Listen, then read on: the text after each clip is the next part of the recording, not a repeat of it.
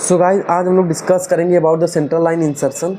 सो central line insertion में इसमें सबसे पहले हम लोग इक्विपमेंट देखेंगे। तो what are that equipment? So that equipment are CVP set. So there have a gown, betadine solution, skin disinfectant होता है वहाँ पे, and also there is a central line kit और सोनोसाइड प्रोब होता है गाइस, जो सोनोसाइड probe cover.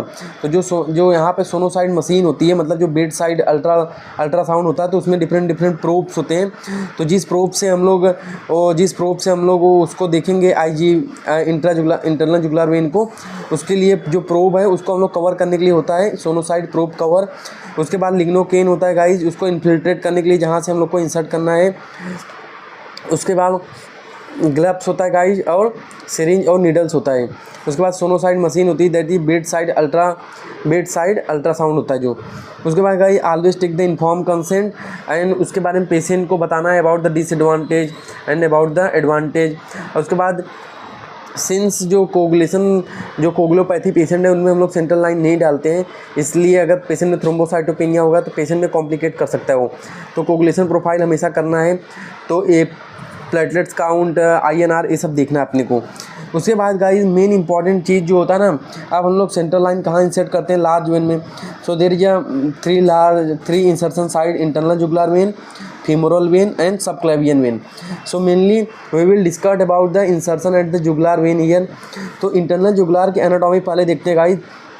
So there is two internal jugular vein, right and left internal jugular vein, that is combined with the right subclavian vein and left combined with the left subclavian vein, and that form the right brachiocephalic vein, and that form left brachiocephalic vein, and this right and left brachiocephalic vein together form the superior vena cava. So in the superior vena cava the tip of the that catheter will be inserted. Then guys हम लोग अभी discuss करेंगे about the surface landmark. तो surface landmark of the internal jugular vein बहुत important होता है guys. तो सबसे पहले जो स्टेनोक्लेडॉइन मसल होती है ना, जो स्टेनोक्लेडॉइन मसल होती है बेसिकली वो स्कल से चालू होती है और जो क्लेविकल के हेड के आसपास जाके इंसर्ट हो जाती है ना। तो यहाँ पे इसके दो हेड होते हैं, तो इसके दोनों हेड मिल के ना एक ट्रायंगल बना देते हैं, एक ट्रायंगल मिला देते हैं। और जो स्टेनोक्लेडॉइन मसल के पीछे से ही अपनी आती है कैरोटिड आर्टरी और इंटरनल जुगुलर वेन, तो दोनों स्टेनोक्लेडॉइन मसल के पीछे से ही आती है ना। अभी मैं एनाटॉमी इसकी दिखाता हूँ। तो गाइस जब हम लोग इसका जो ट्रायंगल बन रहा है by the sternocleidoid muscle said, उसमें हम लोग उसके अपेक्स से हम लोग नीडल को इंजेक्ट करते हैं। तो जैसे ही एंगल मिल गया ना, उस एंगल को बीटाडिन सॉल्यूशन और स्किन डिसइंफेक्टेंट के साथ में उसको क्या करना है, क्लीन कर देना है ना। देन गाइस अब आगे बताऊँ तो अब हम लोग को नीडल को इंसर्ट करना है, वहाँ पे अपेक्स में इंसर्ट करना है। तो बेसिकली सबसे पहले अपने हैंड को वॉश करना है, ग्लव्स वियर करना है, बीटाडिन सॉल्यूशन और स्किन डिसइंफेक्टेंट वहाँ पे यूज करना है। Then cover the probe of SonoSite. जो साइनोसाइड प्रोब होता है उसको साइनोसाइड प्रोब कवर से उसको कवर करना है। उसके बाद गाइस जो place the probe at the apex of the triangle, तो जो भी ट्रायंगल का अपेक्स होता है ना, उसको हम लोग क्या करेंगे, वहाँ पे हम लोग प्रोब को रखेंगे। और उसके जो मीडियल अपने को पता है गाइस, मिडल में क्या होता है, कैरोटिड आर्टरी, उसके अपने किसी इंटरनल जुगुलर वेन के मिडल में क्या होता है, इंटरनल कैरोटिड आर्टरी होती है, ठीक है। तो वहाँ पे कैरोटिड आर्टरी होती है। तो जो अपना लोग लिग्नोकेन है ना, लिग्नोकेन को पहले इन्फिल्ट्रेट करना है, कितना पर लिग्नोकेन को इन्फिल्ट्रेट करना है, और उसके बाद 1 से 2 मिनट रुकना है ताकि उसका एक्शन आ जाए। उसके बाद गाइस हम लोग को क्या करना है ना, उसके बाद हम लोग क्या, एक और चीज़ बताता हूँ। उसके बाद हम लोग को नीडल इंट्रोड्यूस करना है। पर एक और बात मैं बताता हूँ, अगर अपने पास अल्ट्रासोनोगाइड मशीन नहीं हो तो हम लोग क्या करेंगे। तो यहाँ पे एक एंटीरियर अप्रोच जैसी चीज़ होती है, तो मैं बताता हूँ एंटीरियर अप्रोच होता क्या है। तो आइडेंटिफाई द ट्रायंगल फर्स्ट। तो फर्स्ट से पहले जो एंटीरियर जो ट्रायंगल बनना है ना, उसको आइडेंटिफाई करना है। Then feel the carotid artery pulse.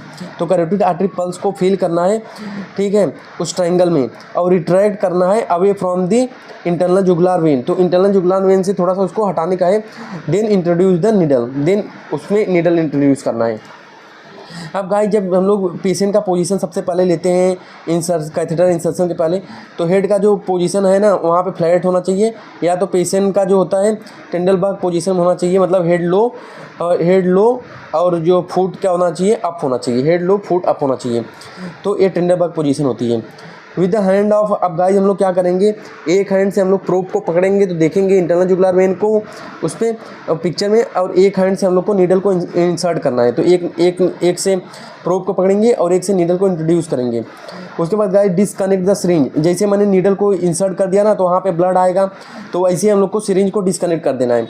और उसके बाद ब्लड देखना है, अगर ब्राइट रेड रहेगा तो हो सकता है वो तो आर्टरी का ब्लड रहेगा, और अगर सपोज डार्क रेड है ना तो किसका रहेगा, वेन का ब्लड रहेगा। तो ये हो गया। उसके बाद guys introduce the guide wire through the needle, तो जो गाइड वायर होता है ना, जो गाइड वायर है उसको जो नीडल्स मैंने डाला है उसके थ्रू मैंने क्या करूँगा, इंट्रोड्यूस करूँगा। अप टू 15 मार्क तक उसको इंट्रोड्यूस करना है और नीडल्स को क्या करना है, निकाल देना है। और उसके बाद जैसे मैंने अब एक गाइड वायर को डाल दिया तो उसमें मैं एक डायलेटर डालूंगा, उसके ऊपर से एक डायलेटर डालूंगा। ये मैं गाइड वायर है और इसके ऊपर से डायलेटर डालूंगा, 2/3 या फिर हाफ तक डालता हूँ मैं डायलेटर को, ताकि जो है रास्ता आसान हो जाए, किसके लिए, सेंट्रल लाइन के लिए, है ना गाइज। तो इस सेंट्रल लाइन के लिए रास्ता आसान हो जाएगा।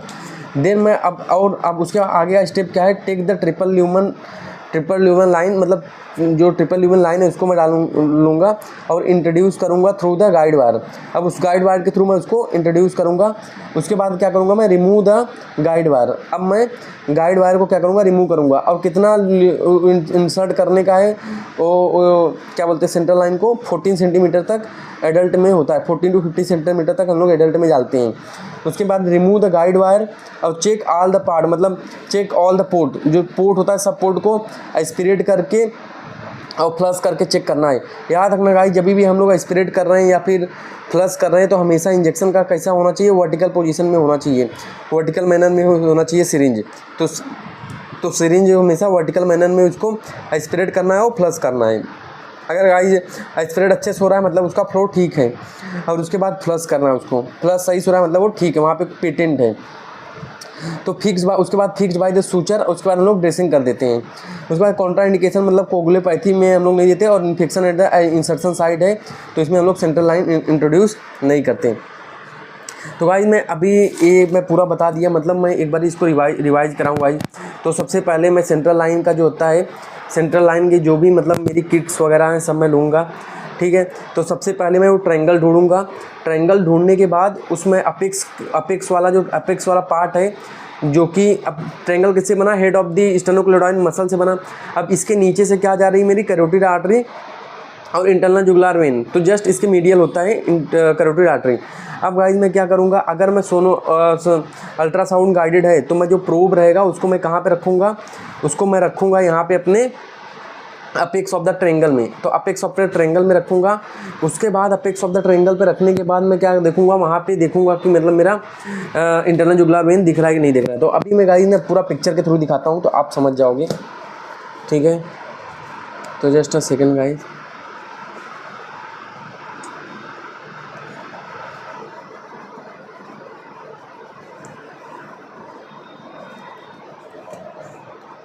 तो गाइस सबसे पहले मैं एनाटॉमी बताता हूँ इंटरनल जुगुलर वेन की। तो guys this is the right internal jugular when and this is the left internal jugular when. अब दोनों आई और यहाँ पे राइट सबक्लेवियन वेन और लेफ्ट सबक्लेवियन वेन, ये दोनों मिल के क्या बनाएंगे, राइट ब्रेकियोसेफेलिक वेन, और यहाँ पे लेफ्ट ब्रेकियोसेफेलिक वेन, और आगे राइट और लेफ्ट ब्रेकियोसेफेलिक वेन मिल के क्या बनाएंगे, सुपेरियर वेना केवा, और यहीं तक अपने को इंसर्ट करना है। उसके बाद गाइस मैं बताता हूँ, एक ट्रायंगल जो फॉर्म होता है by the two head of the sternocleidoid muscle, तो ये इसका अपेक्स होता है और इसका बेस है, तो यहीं अपेक्स से नीडल को इंट्रोड्यूस करना है, ठीक गाइस। तो और आगे बताता हूँ मैं इसको। तो गाइस ये देखना, तो ये जो स्टेनोक्लेडॉइड मसल्स होती है इसके नीचे से मेरी क्या जा रही है, ये देखो यहाँ पे अपेक्स और ये बेस से ट्रायंगल बन रहा है, इसके जस्ट नीचे से मेरी क्या जा रही होती है, इसके जस्ट मेरी जा रही होती है इंटरनल जुगुलर वेन, और यहाँ पे आती है अपनी superior vena cava, this is superior vena cava. उसके बाद गाइस मैं आगे बताऊँ, तो अब देखो गाइस जो अल्ट्रासाउंड गाइडेड है ना, अब देखो अल्ट्रासाउंड गाइडेड में है, तो जब मैं ये इंटरनल जुगुलर वेन है और कैरोटिड आर्टरी है, जब मैं नीडल को डालूंगा ना तो जो मेरा प्रोब का हेड रहेगा उससे जब मैं प्रेस करूंगा तो यहाँ पे इंटरनल जुगुलर वेन मतलब वो कंप्रेस होगी, वो क्या होगी, वो कंप्रेस होगी। मतलब देखो ये नॉर्मल है, पर अब मैं इसको अगर प्रोब के हेड से इसको कंप्रेस कराऊंगा तो ये कंप्रेस हो रही है, पर देखो कैरोटिड आर्टरी नहीं हो रही क्योंकि वो वहाँ पे नीडल सही नहीं, ठीक है, दैट इज़ इंपॉर्टेंट।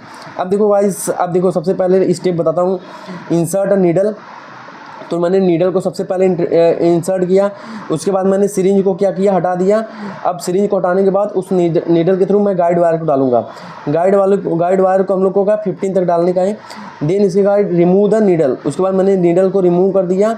नीडल को रिमूव करने के बाद में मैं क्या करूँगा, जो अपना गाइड वायर के थ्रू जो मेरा रहेगा, पहले तो मैं गाइड इसमें एक चीज़ नहीं दिया है, जो मैंने गाइड वायर डाला ना नीडल से, तो अब उसके थ्रू मैं डालूंगा डायलेटर डाल के फिर मैं निकाल दूंगा, उसका 2/3 हाफ डाल के उसको फिर मैं निकाल दूंगा ताकि रास्ता इजी हो जाए। देन उसके बाद मैं क्या करूँगा, सेंट्रल लाइन डालूंगा, ठीक है। देन मैं उसके बाद सेंट्रल लाइन डालूंगा, तो ये 14 सेंटीमीटर तक मैं सेंट्रल लाइन डालूंगा। तो guys this is all about the central line insertion की सेंट्रल लाइन इंसर्शन होता क्या है, और हम लोग मतलब सेंट्रल लाइन हम लोग कैसे इंसर्ट करते हैं, क्या प्रिकॉशन लेने का है। इंटरनल जुगुलर वेन मैंने बता दिया, उसका एनाटॉमी बता दिया। सरफेस लैंडमार्क मैंने बता दिया कि का सरफेस लैंडमार्क हम लोग कैसे देखते हैं उसका। उसके बाद गाइज अगर सपोज अपने पास अल्ट्रासोनोग्राफी जो है बेड साइड वाला नहीं है, देन लोग वहाँ पे एंटीरियर अप्रोच रखते हैं। इंटीरियर अप्रोच तो बता दिया, इंटीरियर अप्रोच क्या होता है, ब्लाइंड अप्रोच होता है। तो वहाँ पे अगर ब्लाइंड अप्रोच से हम लोग जाएंगे तो पेशेंट में अरिथमिया वगैरह मिलता है, तो मतलब वो पता है कि ब्लाइंड अप्रोच से हम लोग जा रहे हैं। और अगर अल्ट्रासाउंड गाइडेड से जाते हैं तो वहाँ पे अपने को क्लियर वहाँ पे दिखेगा इंटरनल जुगुलर वेन। तो guys this is all about the central line insertion. तो आप कोई भी दिक्कत होगा गाइज तो मुझे पूछ सकते हैं। और guys if you like my video you can pay the some amount 9673657948, so you can pay me some amount, so this will helpful for me to improve my the content and this also helpful for you in a future। अगर guys आप ICU doctor और ICU में काम कर रहे हैं या फिर जो नर्सेज वगैरह काम कर रहे हैं उनको भी इस वीडियो से हेल्प मिलेगी, और मेरा कंटेंट इंप्रूव करूँगा तो और जो है ये हेल्प मिलेगी। इन केस अगर आप अमाउंट से नहीं हेल्प करना पाए तो आप वीडियो को लाइक शेयर सब्सक्राइब करके हेल्प कर सकते हैं। तो गाइज मिलते हैं हम लोग नेक्स्ट वीडियो में। Thank you so much.